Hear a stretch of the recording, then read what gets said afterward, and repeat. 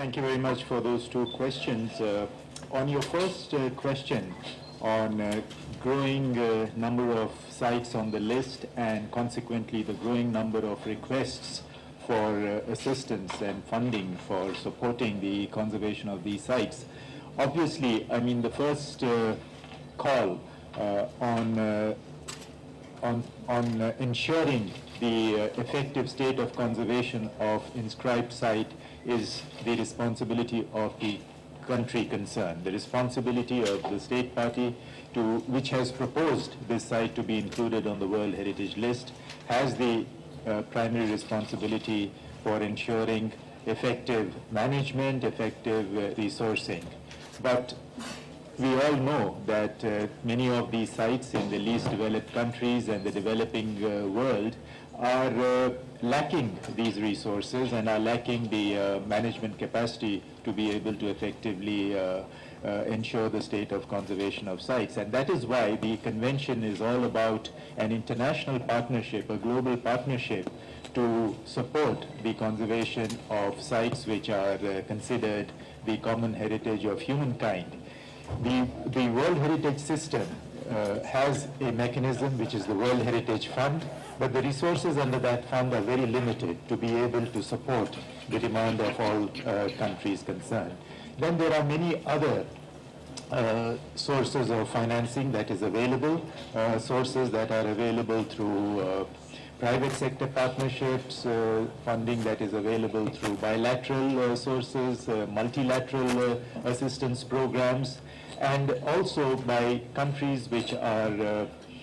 seeking to support the building of capacity and enhancing management of specific sites and specific countries. So there are a variety of means by which countries can be supported in this effort, and we have to bring all the funding that is available to the table, funding that is available within the World Heritage System, funding that is available from all other extra budgetary sources. On your second question of deforestation, yes, deforestation is a problem with many of the forested World Heritage sites, but there are a range of threats that affect the World Heritage sites around the world. You have seen one of the documents that we presented at this session, which pertains to the whole range of dangers and threats facing the effective conservation of sites. Deforestation is one of them. The committee has addressed itself to all these threats and has appealed to the international community to support measures that would combat these threats, that would mitigate these threats. So we have to work in partnership with not only the country where this threat is acting, but with all other national and international partners to be able to deal with this threat. So in summary, to answer your question, yes, the committee is very much seized of this problem and is working with everybody concerned to ensure that the threats to World Heritage sites are mitigated to the extent possible. I think Mr. Director did give a very good answer already, but I'd like to add my comment to this. I think now there are more and more I think property inscribed in the list. For example, now we see we came to 981 already. The number is increasing, so the need of preservation and restoration is also increasing. And we are facing the challenge that you see the Heritage Fund is not increasing parallelly. You see, so there is, I think, shortage of fund is natural. We are facing the shortage of fund, but preserving and restoring, you see, conserving is not only the issue of funding. You see, there are a lot of issues that UNESCO, World Heritage Site, we have ECOMOC, we have ICROM, we have IUCN, that they try to provide more initiative, more ideas, see how to preserve. One thing that through the initiative of UNESCO, through the initiative of the World Heritage Committee, You see, we came to the success. This is not the money from UNESCO, not the money from the World Heritage Committee, but it is the initiative, you see, and the good idea, the measure, you see, initiated by UNESCO, by World Heritage Committee. I think all the awesome country came successively to the success in the effort of preservation and restoration of the temple. I can provide the example, you see, very concrete example, like the issue of the temple of Angkor. You see, Angkor, since 1993, 1992, Angkor was registered as a World Heritage in the endangered list, you see. And 14 years after, Angkor was taken out from the list of endangered, you see. What is the model, the experience, the very positive, very good experience left behind by Angkor, you see. In 1993, from the succession of UNESCO, from the succession of the World Heritage Committee, we did organize, you see, what we call international conference in Tokyo. And after that, 10 years after, the second international conference in Paris, to mobilize countries, you see, to come together, to cooperate, to increase the international solidarity, you see, for the preservation and restoration of the temple. And we set up what we call the International Coordinating Committee, we call the ICC Angkor. And through the ICC, you see, every year we have 2 sessions of meeting, technical one and plenary one. We got there about 20 countries together now. 20 countries came together to work. About 27 international organizations came, you see, and we got the fund of about 250 million US dollar. 250 million US dollar is not very important for a big country, but for Cambodia is a very important fund. This is that we can, I think, restore about and preserve about 70 through 70 projects, you see, of preservation and restoration of the temple.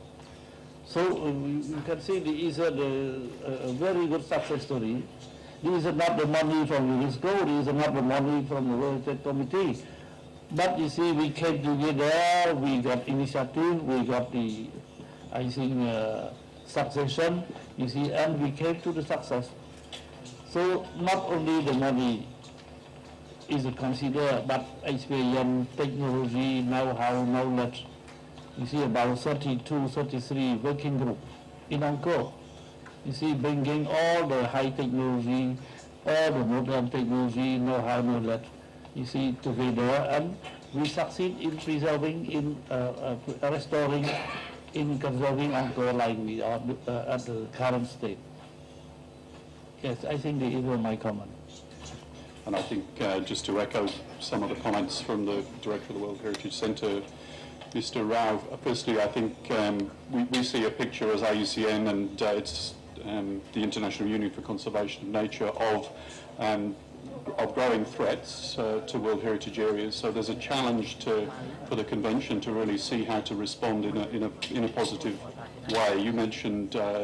deforestation, and there were a range of issues that were raised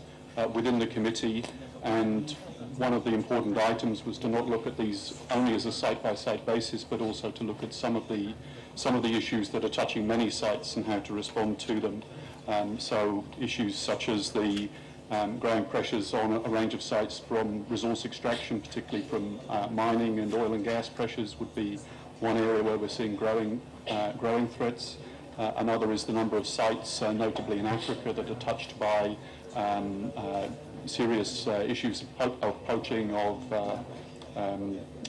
both rhinoceros and African elephant, fueled by an illegal trade. And the committee raised those issues. It also raised the issue of the impacts that conflict has on a number of World Heritage areas, particularly in terms of those natural sites listed in danger in the Democratic Republic of Congo and elsewhere. So it's a picture of growing threats and growing challenges that the committee comes together to try to respond to and try to articulate how this is not just a national issue but an international set of issues. And within the natural sites, as you noted, one site this year was added to the list of World Heritage in Danger, which is the site of East Renelle in the Solomon Islands, and that is a site that is threatened both by deforestation in the area, but also the threat of invasive species, including rat that are being introduced to the island through the arrival of ships associated with that trade. And invasive species, if you don't act quickly, can take hold. And this is an island that had the reputation for being substantially free of invasive species. So it's an area, it's a level of concern. And a real test for the convention will be how we're able to respond to that issue. By being added to the list in danger, it signifies international concern. It means that the committee will consider that site every year in its decisions until it reaches the condition to be removed from the danger list, having hopefully recovered. And both IUCN will be doing our part to engage with the Solomon Islands, but we hope more largely that the committee itself and the states that are signatories to this convention will follow up and provide that site with the support it needs. Thank you. Those were, I think, the two questions and some comments on them. Thank you for the question. I have foreseen the question concerning the Jerusalem, because it is a sensitive one. But I'd like you to understand that the World Heritage Committee, you see, is the technical committee working on heritage. You see, so we avoid the involvement with the political issues. And we did try our best, you see, not to get involved in the political conflict. So we concentrate our effort, you see, in the what we call the preservation, restoration, conservation, you see, of the property, and by strengthening cooperation between different states and the international solidarity is the aim of the World Heritage Committee. We know very well there is a political conflict, you see, between Israel and Palestine, and something Palestine will together with Jordan, something with different Arab countries. But we are not involving, you see, in the political conflict. We are speaking only about, you see, heritage. So what happened with the issue? Jerusalem, the old city of Jerusalem, you see, is 1 square kilometer, where there are a lot of monuments now. According to my information, more than 200 monuments. Yes. And the issue for the World Heritage Committee, you see, the city was inscribed as the property of the World Heritage, as property of humanity. So the concern of the committee is how to preserve, yes, how to preserve, how to conserve, how to restore, you see, the city. And according to my understanding, all the sides, even the Israel delegation told me that they are also like to preserve the property. They don't want the property to be taken out from the World Heritage list. You see, so we try to use the common idea of different parties, you see, for the preservation of the cultural property. And in my capacity as the chairman of the committee, I did try my best. I met with the delegation from Palestine and Jordan. I met with the delegation from Israel and also from United States, you see, trying to bring to closer, I think, the two positions. But finally, you see, we can say that they cannot concede. They cannot concede, but they recognize, you see, the utmost effort of the chairman.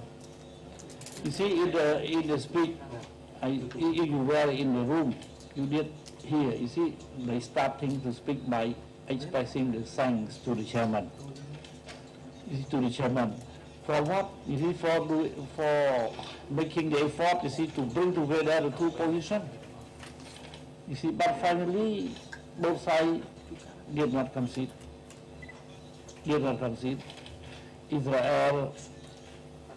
and the United States doesn't want to correct the draft of the decision. Palestine and Jordan doesn't want to drop the draft of the resolution, you see, and to accept the draft of the new decision, you see, that came from the chairman of the committee. So finally we have to go to vote. Because as a chairman of the committee, I cannot prevent the state member, the member of the committee to put forward the draft resolution. As a chairman, I have no right to stop that. You see, so I think Israel and United States delegation, they understand very well. We cannot say, take out your draft or resolution. As chairman, we have no right to say that. So the draft or the resolution was submitted to the secretariat, you see, and the secretariat cannot stop it, you see, have to forward to the committee for decision. And from my side as the chairman of the committee, you see, what I did yesterday, I issued statement. And what is the statement asking? The chairman's statement asks the implementation of the previous decision of the committee, previous session of the committee. So there is a continuation of the work of the committee. We request for the implementation of the decision already issued, I think, from the last session of the committee. So there is, I sum up what we have done yesterday. The draft resolution was adopted by the committee, but as you know, the committee adopts its report of decisions on the last day of the session. So the decisions will be available to you only after that. Thank you very much for your question. We've been overwhelmed with the interest coming from Japan in this particular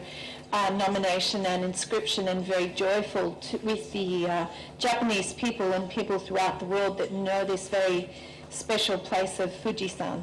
So congratulations to all of you who love that place.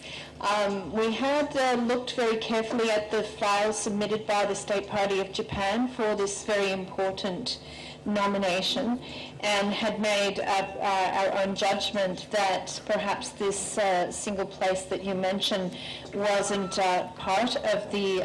proposed outstanding universal value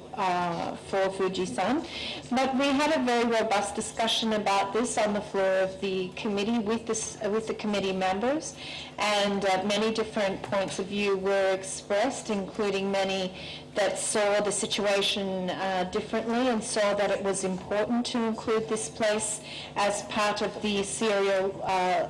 inscription of Fujisan, and we warmly congratulated Japan on this achievement. So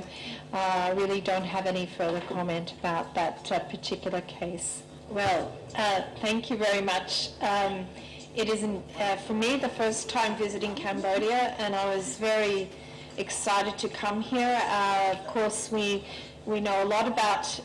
Cambodia, we know a lot about this region of the world, and we know especially about Angkor. And we're personally very excited to go to Angkor for the first time later this week. Honestly, we have not yet had a chance to sample and enjoy much of your country. We've been very impressed with the extremely friendly hospitality we have received everywhere we've been here in Phnom Penh. We've enjoyed some of your restaurants very much, We have enjoyed the climate and the very easy social environment in which we've been able to do our very hard work. So we really thank all the local people for the very warm welcome and easy working conditions we've enjoyed here. And we look forward to finishing our work and actually getting a better chance to visit some of the important cultural, for me, cultural heritage of the local area of Phnom Penh and also to Angkor. It's the first time in Cambodia for me too, and what I have the sense from my colleague to visit Angkor before to go to Phnom Penh, and it's a very, very impressive situation for me, because we feel that the heritage in a country like Cambodia is so important. It's really a key point, a landmark of the construction of this country. And I feel that very, very strongly. And also the organization of the international cooperation around Angkor, around all this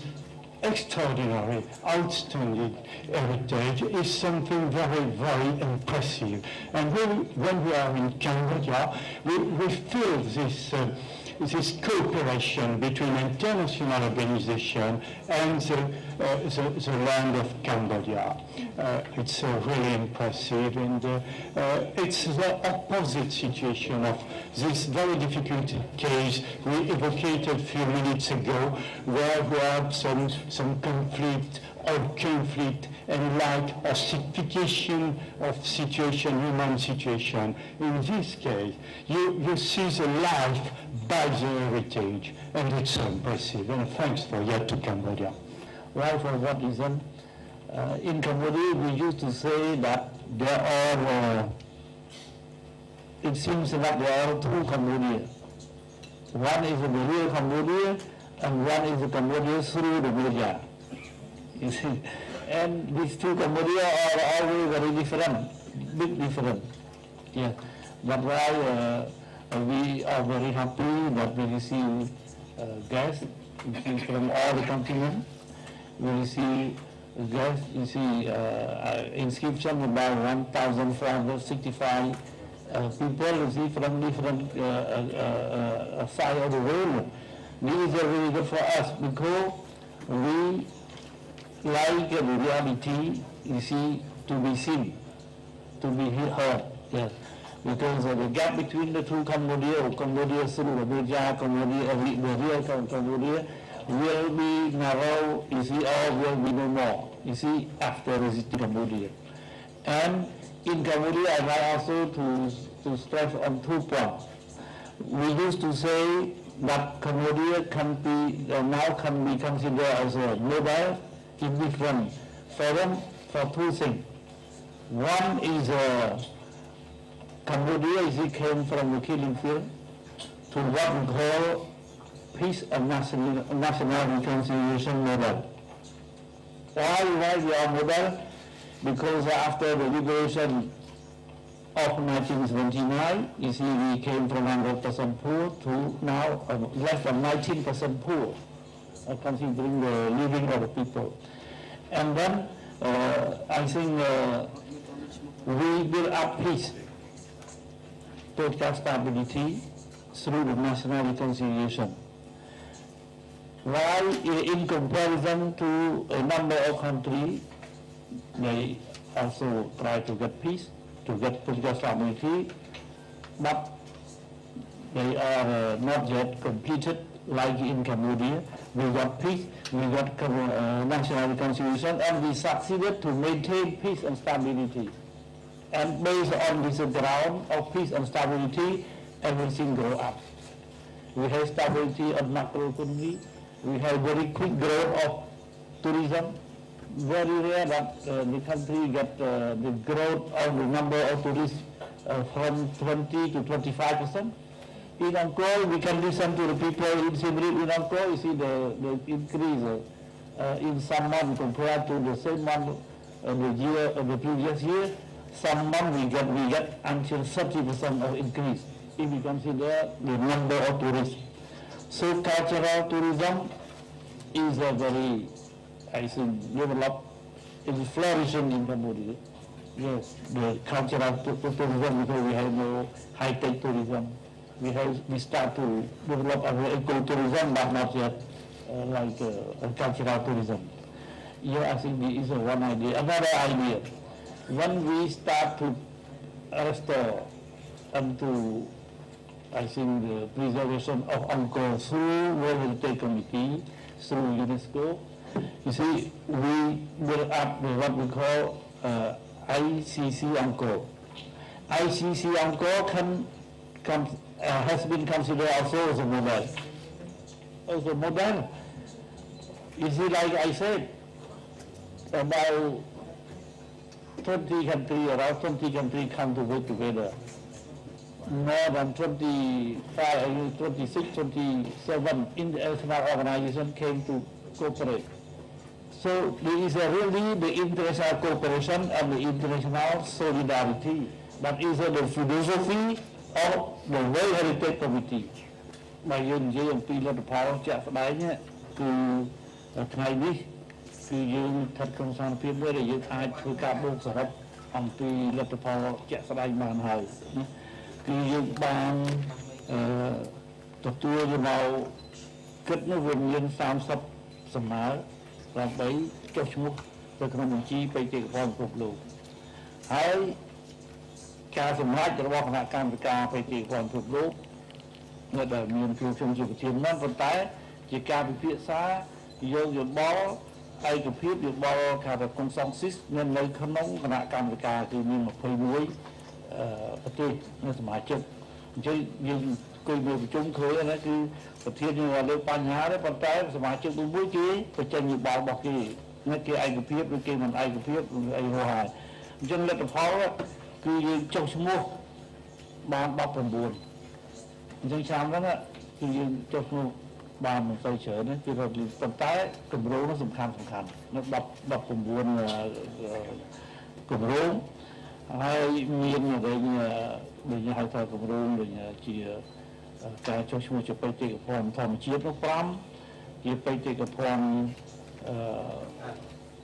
វប្បធម៌នោះ14នៅហើយមានគម្រោងរូបចម្រុះបានថាវប្បធម៌ផងធម្មជាតិផងគឺអត់មានទេមានតែធម្មជាតិ5ឲ្យនឹងវប្បធម៌14ហើយមានគម្រោងខ្លះគេគាត់តែជាការបន្ថែមពីគម្រោងចាស់ដូចជាគម្រោងទីចុះប្រាសាទមួយចឹងទៅឬក៏ទីក្រុងចាស់មួយចឹងទៅហើយឆ្នាំនេះគេសុំបន្ថែមព្រំវានៅខ្សែតបព្រំវានៅគេហៅថា extension នោះអញ្ចឹង extension នោះមាន3 extension នេះគឺយើងក៏មានគម្រោងធ្វើនៅលើគម្រោងរបស់យើងដែរនៅឧទាហរណ៍យើងនឹងធ្វើ extension ថែមទៀតនៅបរិវេណនៃបេតិកភណ្ឌរបស់យើងដើម្បីទៅគ្រប់តំណប់ទៅលើគម្រោងសំខាន់មួយចំនួនថ្មីទៀតហើយនៅក្នុងគម្រោង5ដែលគេប្រើពាក្យហៅថា deferral បានគេសូមឲ្យយកគម្រោងទៅសិក្សាឡើងវិញដើម្បីគេបញ្ចេញយោបល់ជាថ្មីឡើងវិញអាហ្នឹងគឺកម្រិតដែលធ្ងន់ហើយកម្រិតស្រាលមួយជាងហ្នឹងគេហៅថា referral មាន5អញ្ចឹងមាន deferral 3មាន deferral 5 referral គឺថាប្រែគឺសូមឲ្យពិចារណាថែមការអធិប្បាយលើនឹងថែមព័ត៌មានបន្ថែមទៀតលើនឹងវាស្រាលទៅ deferral អញ្ចឹងមាន19ដែលចុះឈ្មោះមាន deferral ហ្នឹងបើនឹងប្រហែលកើតហ្នឹងគេហៅចឹង deferral ទៀតវាចែកទៅគេ deferral ហ្នឹង3និង referral ហ្នឹង5ហើយការពង្រីកព្រំដែនហ្នឹង3អញ្ចឹងគម្រោងហ្នឹងលើកហ្នឹងគឺមានតំណងមួយជាលទ្ធផលចុងក្រោយលើបញ្ចូលទៀតហើយព្រោះកម្មវិធីបញ្ចូលនោះវាចប់ហើយយើងមានកម្មវិធីអីផ្សេងទៀតទេអញ្ចឹងគឺឆ្នាំនេះយើងសង្កេតឃើញថាមានវិញគម្រោងជាបេតិកភណ្ឌធម្មជាតិហ្នឹងច្រើនហើយល្អណាស់មានល្អណាស់ទីហោមានភ្នំយើងរាប់ស្ដាប់ណា មានភ្នំនៅប្រទេសចិនគេហៅសិនជាងទៀនសាំងអានោះជាភ្នំធំណាស់ដែលគេថែរក្សាបានល្អណាស់ហើយមានការអបអរសាទររបស់សមាជិកទាំង21ហ្នឹងគឺអបអរសាទរក្នុងការចុះបញ្ជីភ្នំទៀនសាំងហ្នឹងចូលជាប្រទេសក្នុងពិភពលោកមានមានដល់ទៅ606,833ហិកតាมันจะធំណាស់ហើយភ្នំមួយទៀតដែលធំចឹងដែរគឺភ្នំនៅប្រទេសមេស៊ីកូអានោះនៅតែភ្នំនេះមានរបបជុំវិញមានព្រៃល្អចឹងបានគេឲ្យចូលជាប្រទេសពិភពលោកមានដល់ទៅ7,014 714,000នៅបាន71ហិកតា71,000ហិកតាជាងណានៅគេចុះជាប្រទេសកពណ៌នោះ714,566ហិកតាមានភ្នំមួយមានដីខ្សាច់វាលំហខ្សាច់ប៉ុន្តែល្អទីថតបានល្អមានសហគមន៍វិជាជាតិមានប្រជាជនជាសហគមន៍រួមនឹងដែរប៉ុន្តែគេមានគោលនយោបាយគេដោះស្រាយសំស្របគេអនុញ្ញាតឲ្យចូលដែរមានណាមីប៊ីទៅណាមីប៊ីវានឹងឈ្មោះហៅថាណាមីបសាន់ស៊ីធំណាស់មានដល់ទៅ3លានហិកតាជាងនៅហើយមានតំបន់ប្រវត្តិហ្នឹងជិត1លាន889,500ហិកតាទៀតនោះធំណាស់គឺគម្រោងទាំងអស់នេះនៅក្នុង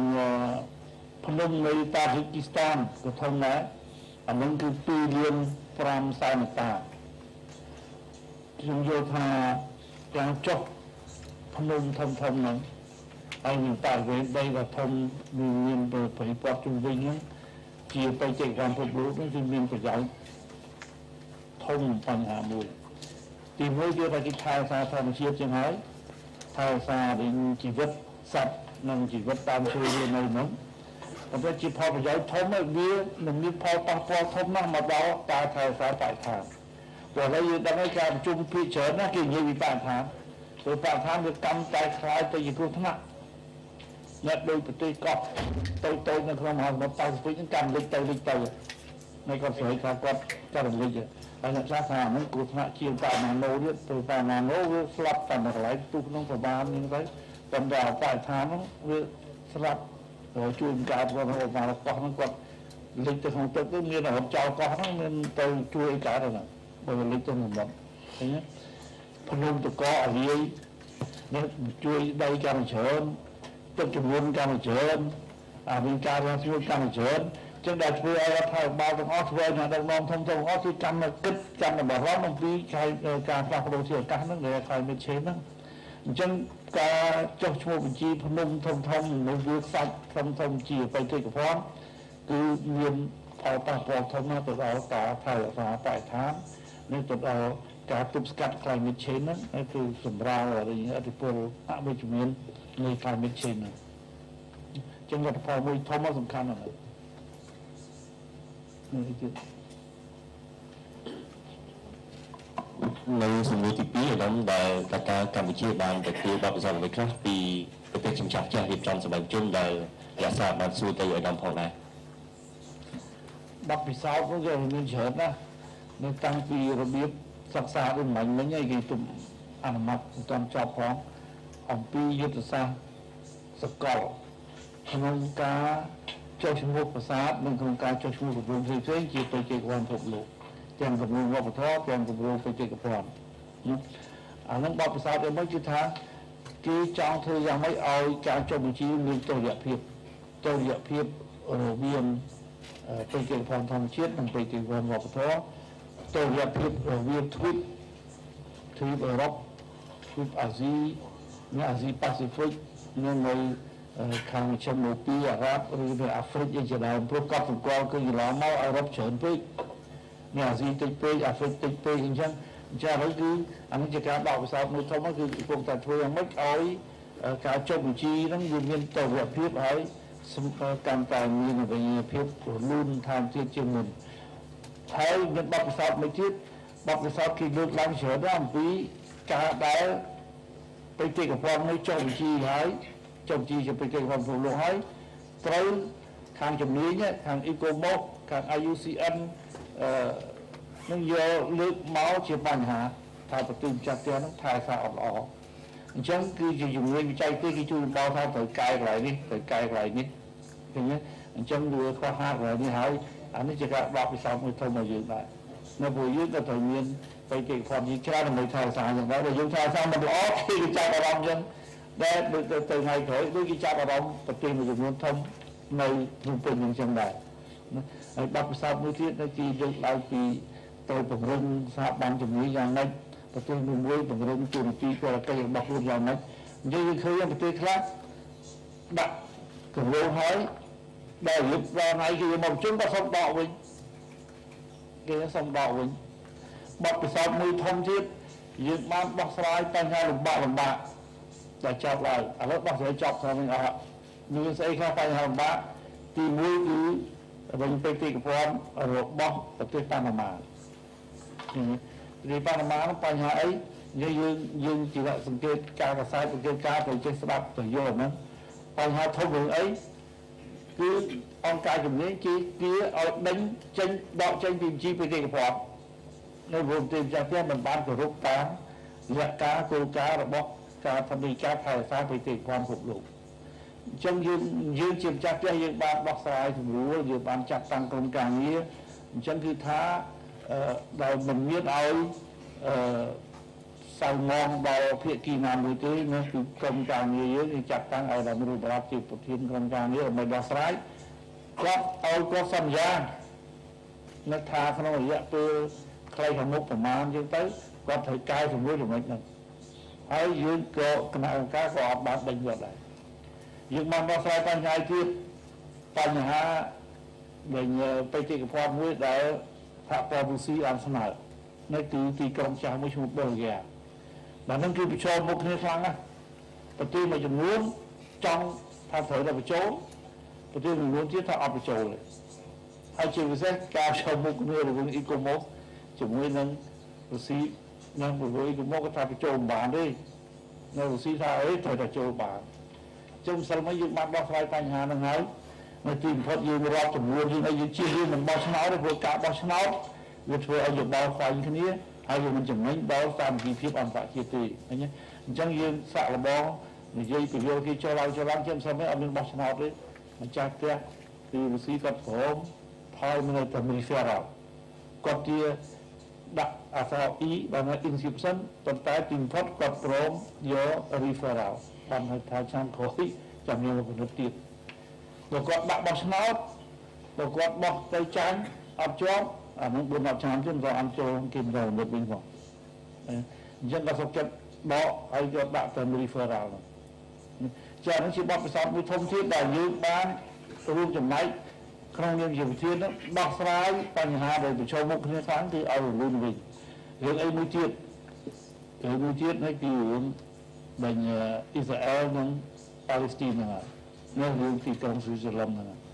អញ្ចឹងគេអត់ព្រមសម្រួលទាំងសងខាងប៉ុន្តែយើងក៏បានដោះស្រាយដោយវិធីមួយដែលវាមិនប៉ះពាល់គ្នាខ្លាំងទេនៅអត់មានមកជជែកយកក្រុមសារហ្នឹងមកជជែកទោះគ្នាទេអាហ្នឹងមកជជែកហ្នឹងមួយថ្ងៃមិនចប់ផងនៅព្រោះPalestineក៏គាត់ប្រើពាក្យខ្លាំងពួក Israel ក៏ប្រើពាក្យខ្លាំងដែរអញ្ចឹងគឺបំបីឲ្យគាត់ជជែកการประชุมบุกอะไรเพียบประตูสลายนั่นคือไงนั้นต้องจอบนะแต่สองยืนบานหรือคือให้ออฟติเจติไม่เชี่ยวมาก็โจมเชี่ยวเวียนแต่อะไรเนี่ยมาจัดหัวยืนหุ่นเลยมาจัดนั้นเอาบ้าเลยให้อันเป็นการจีคือความ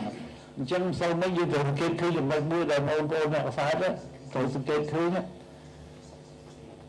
อิสราเอลหยิบลายหรือจะออกกุนเหรอออกกุนกัมพูชีให้cho ban Mỹก็ออกคุณกัมพูชีปาเลสไตน์ก็ออกคุณกัมพูชีอันนั้นคือการบอกมิสาวยืนอยู่ตรงไหนเป็นขนมการบอกสลายการหลงบ้าตั้งแต่ออกเดินเพียงประตูสลายมือยืนเลยออกเดินประตูสลายมือยืนตอนนี้จีจุดไม่ได้การบอกมิสาวมือจอดติดไม่มีจุดไม่ตู้จอดติดตั้งแต่ก็ไม่เพียงเขยตีนอยู่เป็น This is, like you started off by saying this conference. It's not a conference. It's a statutory meeting. According to the convention, the World Heritage Committee, which is the governing body for the implementation of the World Heritage Convention, has to meet annually to look at its business, which includes obviously the nominations, which has been the subject of discussion here, the state of conservation of sites, various reports from the Secretariat, advisory bodies, Category 2 centers, activities undertaken in different regions, the financial and administrative matters. So there is a certain agenda, which is almost a fixed agenda before the committee, which it has to consider at its annual meetings and adopt decisions, which have to be then followed up. The politicization issue that you bring in your question is an aspect that has been sort of attracting attention over the past few years. I would not call it politicization, but the fact that this is an intergovernmental treaty, governments come together to sign the World Heritage Convention, and it is governments who are involved in the implementation of the convention. So when interests come into play, different interests of different states parties to the convention come into play, we tend to refer to it as politicization, but that's perhaps not the right word. So obviously people speak with certain interests in mind, and where decisions relating to state of conservation are concerned, there are different viewpoints that are expressed. So that is the reason maybe why you are getting the impression that this is a growing politicization of the decision-making process. But I would hesitate to sort of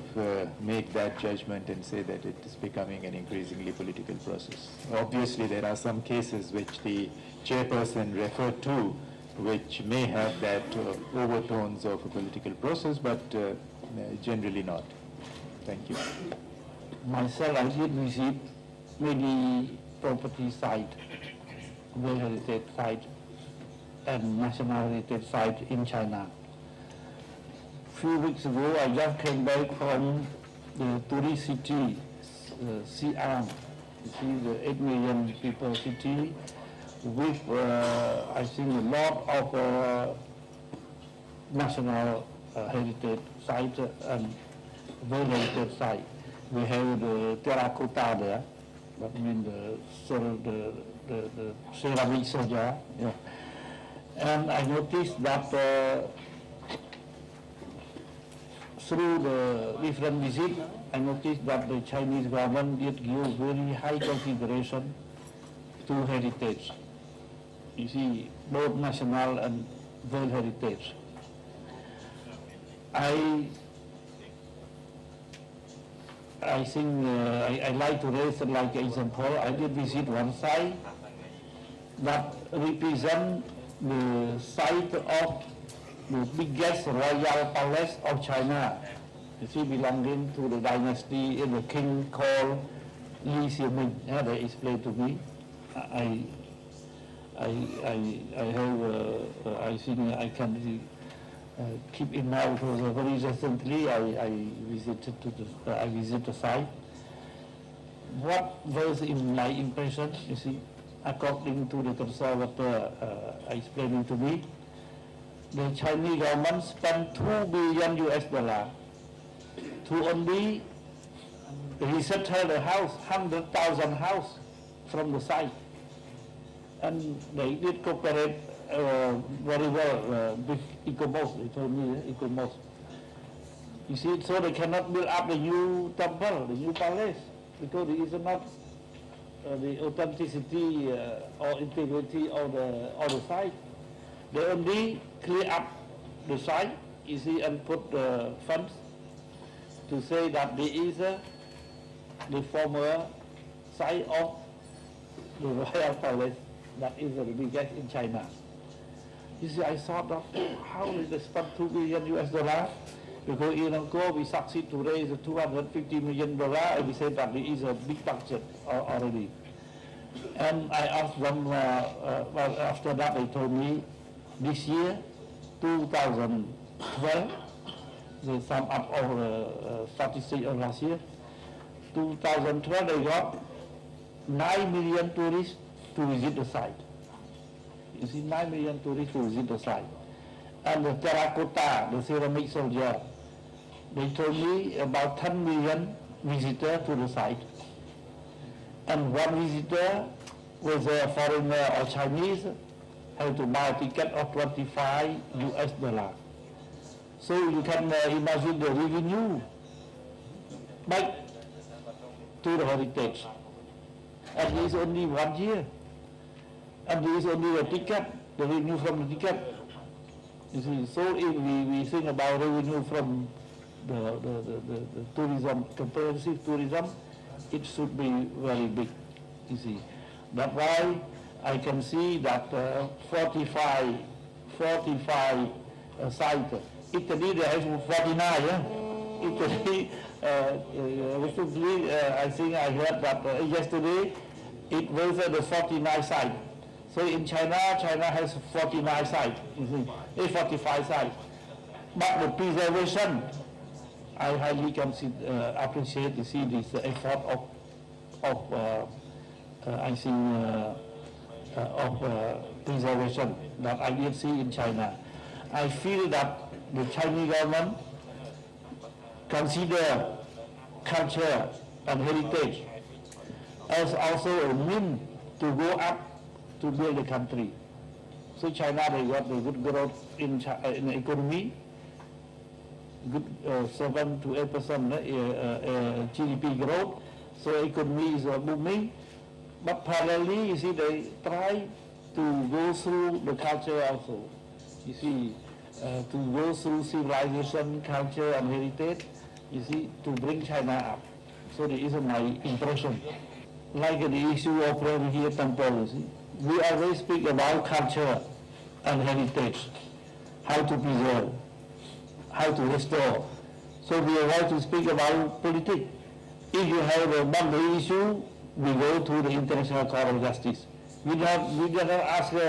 UNESCO, we did not ask World Heritage Committee to solve the boundary issue.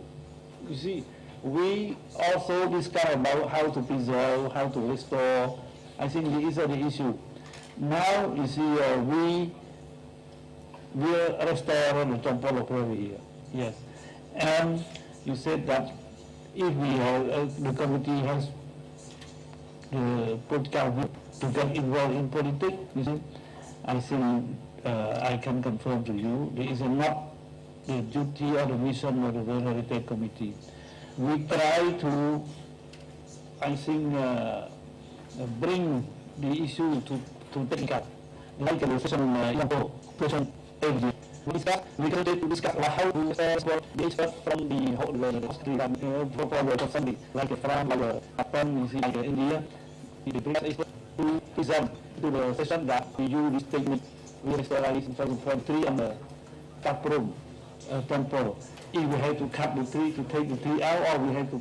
maintain the tree. So the expert of India make presentation. The expert from other country gave more idea. We should take up the tree, we should do like this. So how to prevent temple from cutting, it will become bigger. I think this is the issue the committee make presentation. Try to attack everybody to concentrate on the technical issue, political issue, and to avoid to speak about politics in the World Heritage Committee. If you speak about politics, when you have 3 countries together, you will have conflict, very strong conflict. But if you speak about technical, like in Angkor, we have about 20 countries, we have 100 of experts, but we never have conflict, we never have confrontation. We can go smoothly, we can harmonize every meeting, you see. So I think these are the philosophy, not getting involved in politics. Otherwise, these are the job of Security Council. These are the job of International Court of Justice. Yeah. For example, the issue you speak about Syria, you see, Mali, Timbuktu or Aleppo. What we can do, you see, only we discuss how to preserve this heritage. you see, during the conflict. And recently, you know, the Security Council include the issue of protection, heritage protection, into the mandate of Security Council. But this only protection from the war, from armed conflict, not protection in terms of technique, in terms of archaeology. Yes. So the protection from the armed conflict, maybe Security Council in the future will also get involved. And we have the 1972 convention, that is our convention. Speaking on technical, we have ECOMOS, something, we have IUCN, we have ICROM. Archaeologist, architect, engineer, historian come together to work. So protection by Security Council, because we already mandate of Security Council, how to prevent military conflict or the military combat to come to the temple. We have also the Convention of 1954, Protocol number 1, Protocol number 2. Protocol number 2, we, as the National Assembly just ratified a few weeks ago. This is a strong protocol. You see, how to protect the, I think, heritage when we have war or we have armed conflict. So I think we speak about protection ground forces. We speak about protection special. Yes, I think these are the term of the 1954, and I think there is another style of discussion, another item of discussion, but for us we concentrate on technical. So I think please don't think I think involvement of Variety Committee, Convention 1972, you see, to get involved in politics.